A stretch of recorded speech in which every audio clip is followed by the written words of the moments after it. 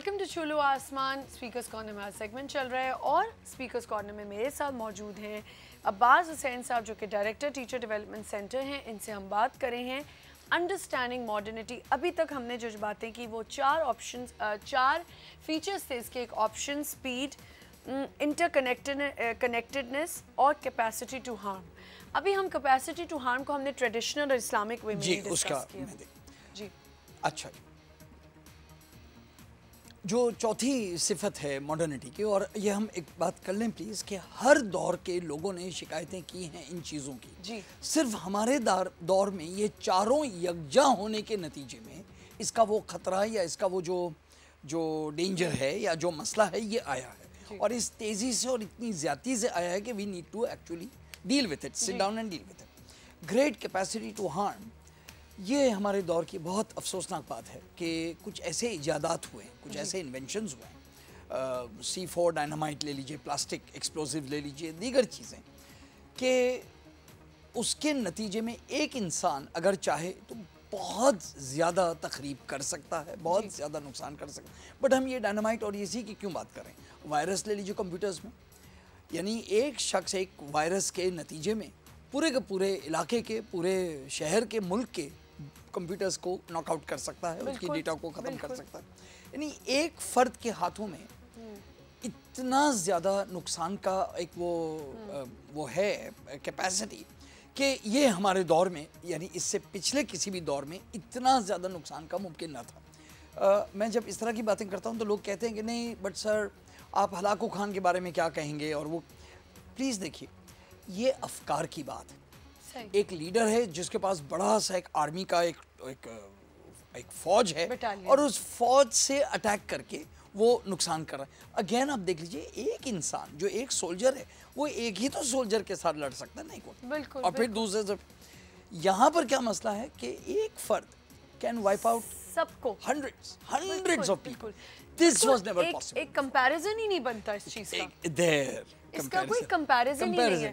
Because अगर आपने कहा, अभी अगर लोगों को समझ आई हो, एक बटालियन तो सबको एक दूसरे से कर सकती है, लेकिन एक बंदा जो सबको एक सेकंड के अंदर इतना बड़ा हादसा हो सकता है, इतना बड़ा हार्म पहुंचा सकता है, उसका कोई कंपैरिजन नहीं बनता। कोई कंपैरिजन ही नहीं है। ठीक, तो ऐसे में इसके बारे में जो ट्रेडिशनल असातिज़ा कहते हैं, वो कहते हैं एक मिनट, तमाम अदियान बेसिकली दावत देते हैं एक बेहतर ज़िंदगी की, एक रूहानियत की तरफ, एक स्पिरिचुअलिटी की तरफ, और हर इंसान को उसके लिए वो लायक समझते हैं। बल्कि ये बिल्कुल मैं समझता हूँ मॉडर्निटी का और स्पिरिचुअलिटी का या ट्रेडिशनल विजडम का बिल्कुल बरक्स है। It's the exact opposite. Modernity कहती है कि एक इंसान में क्या रखा है, डेमोक्रेसी में क्या एक वोट ही तो है ना। हाँ, तो कई 100 बंदे ख़त्म हो गए तो क्या फ़र्क पड़ गया। पीपल टॉक विच की बड़ी बहुत ही बहिमियत की बात है, दिस इज ब्रूटैलिटी। इसके बरक्स जो तालीमात हैं, रूहानी तालीमात है, वो कहती है एक मिनट, हर इंसान की वक़्त या वैल्यू अव्वल तो नापी नहीं जा सकती, इनफिनाइट वैल्यू है, और एक इंसान की कदर जो है वो पूरी इंसानियत के बराबर है। यानी one human being is equal to all of mankind. अच्छा, इस पर तमाम अदियान मुत्तफिक हैं, और कलाम पाक की सूरह माइदा की इस ज़बरदस्त आयत का है कि जिस किसी ने एक इंसान की जान ली, नाहक जान ली, तो गोया उसने पूरी इंसानियत को नुकसान पहुंचाया, पूरी इंसान को। और उल्टा भी है, और जिस किसी ने एक इंसान की जान बचाई तो वो गोया ऐसा है जैसे उसने पूरी इंसानियत की जान बचाई। इससे हमें पता चला कि एक इंसान की वैल्यू जो है इज़ अनलिमिटेड एंड इनफिनाइट।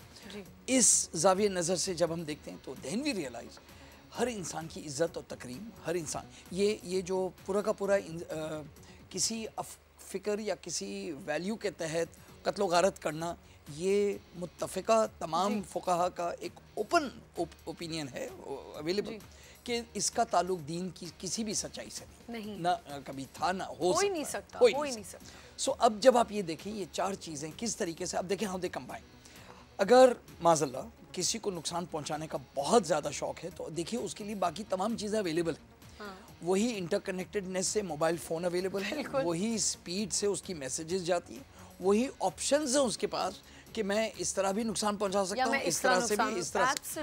तो अब जब आप अंदाजा लगाइए चारों चीजें मिल गई तो फिर क्या हाल, तो उसके नतीजे में अभी अब्बास साहब हमने एक बात की थी जो मैं चाहूंगी कि हम ऑन एयर भी करें कि इससे सिर्फ इन चारों फीचर्स से सिर्फ हम परेशान नहीं हैं। आपने अभी कहा कि पूरी दुनिया का मसला है, पूरी दुनिया, विच इंक्लूड्स जो भी अहले यानी फ़िक्र लोग हैं, क्रिश्चियनिटी के, जुडाइज़म के, बुद्धिज़्म के, इस्लाम के, ये तमाम जो मैं समझता हूँ कि मुखलिस लोग और सच्चे लोग हर जगह हैं जी। और तमाम ये ट्रेडिशंस का एक अपनी उसकी अपनी खूबी होती है और तमाम ट्रेडिशंस के लोगों को अपनी नई नस्ल पर पड़ने वाले इन चार चीज़ों का जो यकजा असर पड़ रहा है उससे वो लोग फ़िक्रमंद हैं और उसके लिए वो लोग मुतफरिक किस्म के कह दीजिए जवाबात निकालते हैं।